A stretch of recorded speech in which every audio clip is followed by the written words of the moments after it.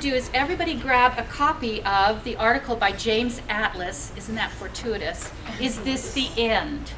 And on your table, Paula and Amanda have already numbered one of the copies, and so if you could just number the paragraphs using that as a guide, and that will save us some time. And I'm going to read the first 4 paragraphs as you read along, and then you are going to read through the rest or some of the rest of the paragraphs. And what we're doing right now is we're looking for metaphors and schema that are embedded in here that this writer is assuming we share and understandings and assumptions about. So we've already talked about, is this an end triggers the schema of rising and falling civilizations. So, we'd seen it before. The Piazza San Marco in Venice submerged by the Acqua Alta. New Orleans underwater in the aftermath of Katrina. The wreckage-strewn beaches of Indonesia left behind by the tsunami of 2004. We just hadn't seen it here. What's his metaphor? What's his comparison?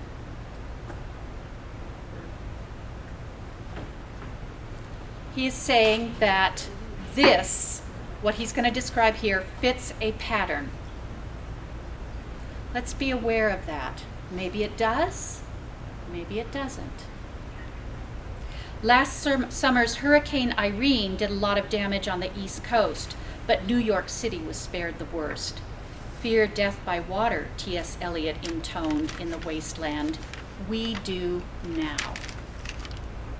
So he is triggering your schema that there are providential floods, and we thought that we were excluded from it. Notice who is the we that he's referring to? New Yorkers only. He's assuming an intimacy here. There had been warnings. In 2009, the New York City Panel on Climate Change issued a prophetic report. Quote, in the coming decades, our coastal city will most likely face more rapidly rising sea levels and warmer temperatures, as well as potentially more droughts and floods, which will all have impacts on New York City's critical infrastructure, said William Selecki, a geographer at Hunter College and a member of the panel. But what good are warnings? Do we have a schema for warners? People who warn? We should. In fairy tales, we have Cassandra in Greek myth. She was doomed to tell the truth and be ignored. We also have the little boy who cried wolf. We have lots of metaphors for the warner who gets ignored. Intelligence reports received advance word that terrorists were hoping to hijack commercial jets. Who listened? Oh, what comparison is he making here? Right? Embedded in there is an assumption that we regularly ignore warnings. He is doing what the salesman does, is to get you to nod yes. Get you to nod yes. I get this. Not George Bush. If we can't imagine our own deaths, as Freud insisted, how can we expect it to imagine the death of a city? Look at the metaphor he is using there. The death of a city. And this is where he makes his claim. History is a series of random events organized in a seemingly sensible order. We experience it as chronology, with ourselves at the end point.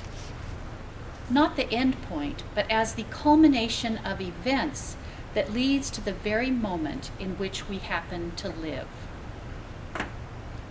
That idea of narrating with ourselves at the center of experience. Historical events might be unique and give pattern by an end, the critic Frank Kermode proposed in The Sense of an Ending, his classic work on literary narrative. Yet there are perpetuities which defy both the uniqueness and the end. What he is saying, I think, is that there is no pattern.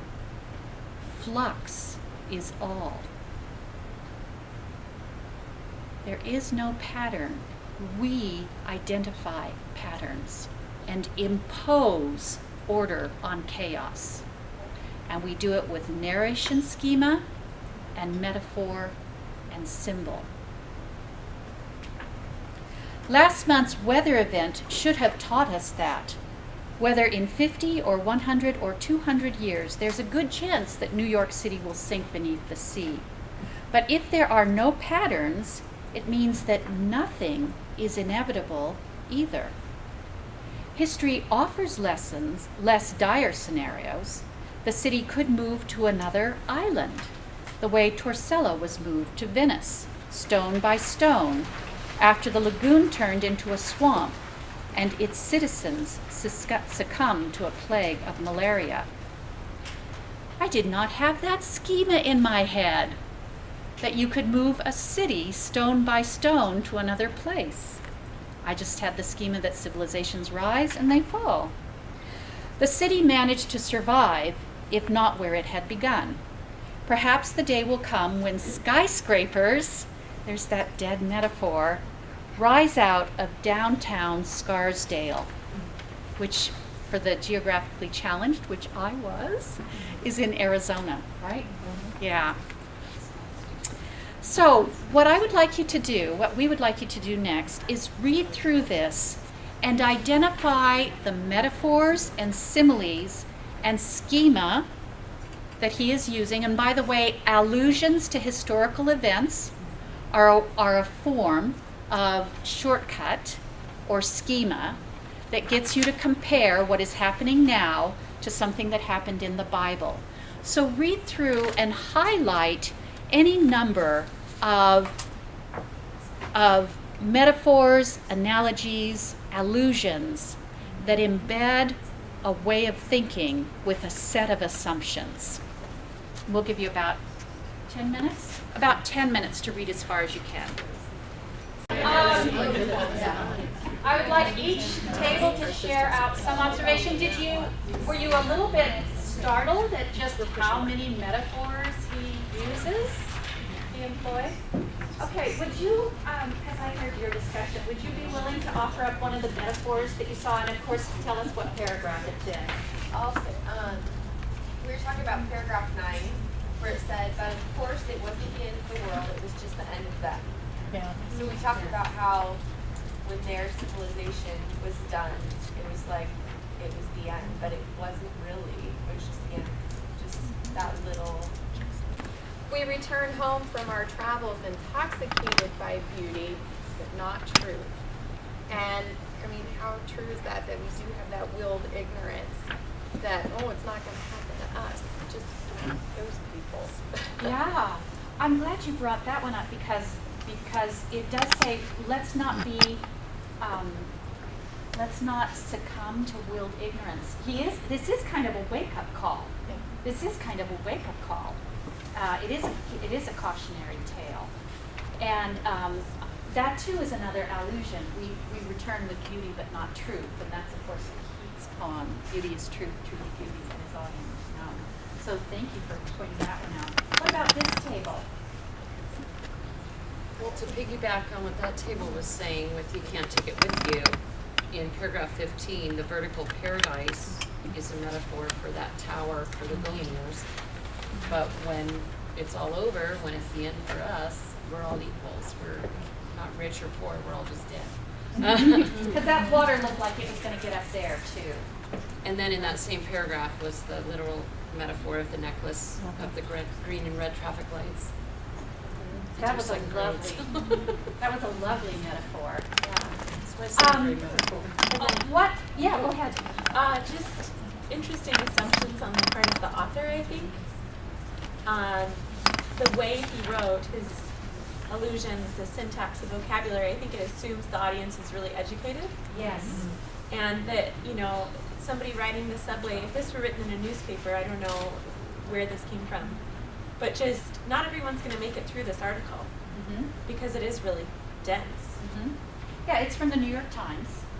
And the New York Times readership is higher. And The advertisers know that, right? Which is why you get ads for Tiffany's, et cetera, et cetera.